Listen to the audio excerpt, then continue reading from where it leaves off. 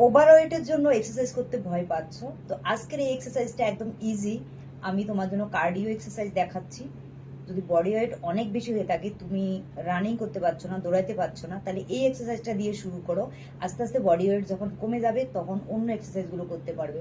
প্রতিদিন এটা মিনিমাম আধা ঘন্টা করে করার চেষ্টা করো, তোমার বডি ওয়েট কমতে বাধ্য। অবশ্যই এক্সারসাইজটা করবে, তার সাথে কিছু ডায়েটিং ফলো করবে। চলো লেটস গো। প্রত্যেকটা এক্সারসাইজ মিনিমাম 20টা করে করবে, আর সেট মিনিমাম 4টে করে করবে, তিনটা থেকে 4টে। ওকে, এবার দাঁড়ালে শুধু টাচ করবে পা। তোমার বডি ওয়েট অনেক বেশি, কোনো সমস্যা হবে না, ওভার ওয়েটের জন্য কোনো সমস্যা হওয়ার কথাই নেই। এবার দাঁড়ালে টাচ করবে পায়ের আঙ্গুল, 2 3 4 5 6 7 8। এভাবে তুমি 20টা করবে, 10টা করে।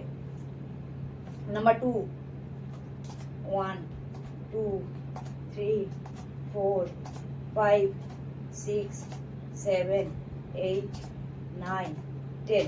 এভাবে সেম টু সেম 20টা করে করবে, 4টে সেট করবে। সেম এটা করবে 1 2 3 4 5 6 7 8 9 10। 100% পাবে।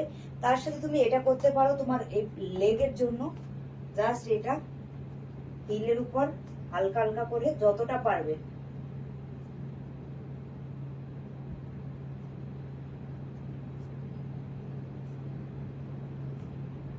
এটাতে তোমার কাফ, লেগ, পুরো লেগে একটা প্রেসার আসবে, অনেক ভালো রেজাল্ট পাবে। ধীরে ধীরে কম হবে, সুন্দর একটা শেপে আসতে পারবে, আর ডায়েটিং ফলো করবে।